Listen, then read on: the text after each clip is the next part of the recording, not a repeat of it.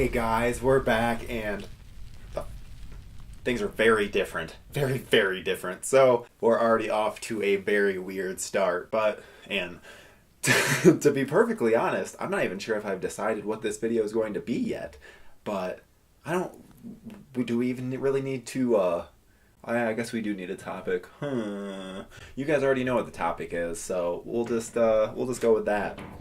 Maybe? Just kidding. This is our way of doing, fuck it, let's do a review of Mandy.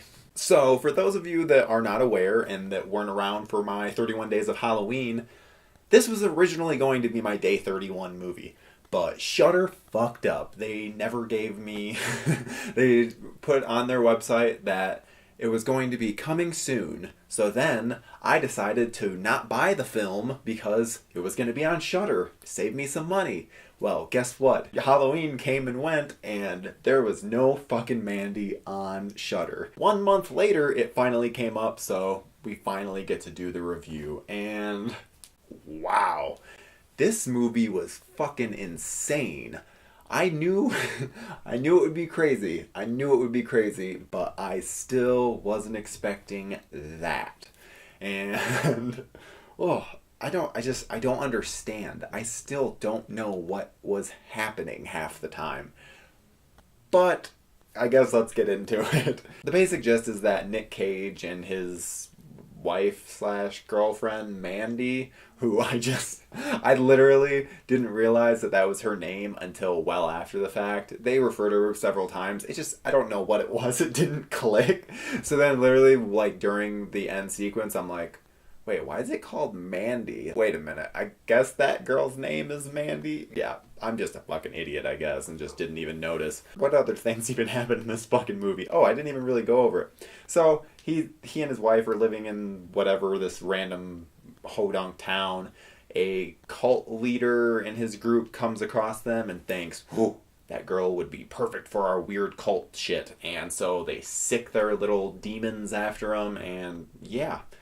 Can't believe I actually summed up this movie and it somewhat makes a little bit of sense, but trust me, when you watch the movie, it makes much less sense as everything's just unfolding in front of you. You're just like, wait, what? What?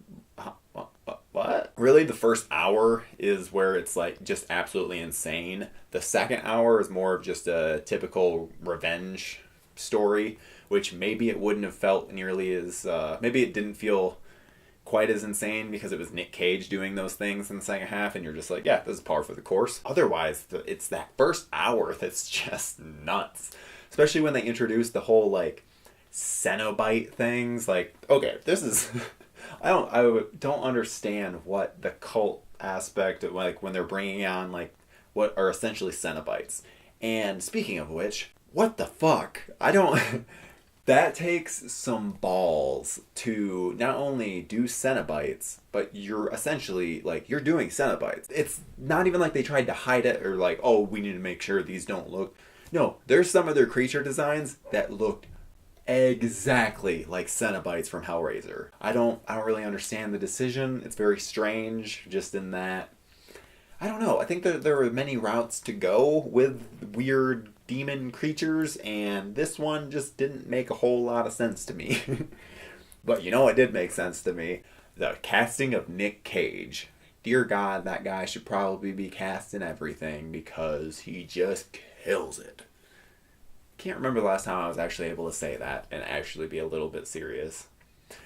He kills this role. He doesn't kill most roles. Remember back when we were actually tricked into thinking Nick Cage was this great actor? There was a time in my life where if you had asked me who my favorite actor was, Nick Cage might have been the one that I had said. Especially if I had watched Con Air or Face Off recently. Ooh. Then it was game over. Nick Cage in this is just, he's at peak levels of Cage. He goes Rage Cage, he goes just insane all at times in this movie where there's a bathroom scene in particular where it's just this one take where it slowly pushes in on him as he just goes insane, and it's so worth it, especially if you just were to show that movie or show that scene without context. I can only imagine what people would think. But again, maybe people would just be like, oh, just Nick Cage being Nick Cage. Otherwise, this movie was always described as being a fever dream, and yeah, I think that 100% just hits the nail on the head. This is a fever dream. I feel ill from watching it. I'm sure I'll revisit it in the future because it's quite an interesting film and what they're able to accomplish. It's able to get that feeling of like you're tripping on psychoactives without actually tripping on psychoactives. So for someone that wants to be straight edge but still experience that, like, there would be a good option if you're like, oh, I want to know what tripping's like. Watch Mandy because that movie it'll make you feel like you're fucking just tripping out, and it's insane. And I was gonna say I fucking loved it, but no, I loved its insanity.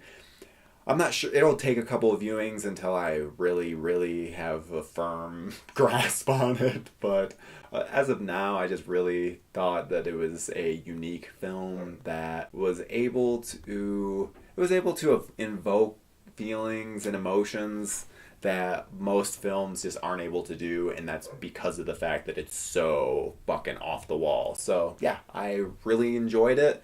Don't know if I'll be watching it again in the next like year or so, but in the future, for sure. That's really all for this week. Hopefully next week you are ready for a very Christmas themed episode. We'll see you then.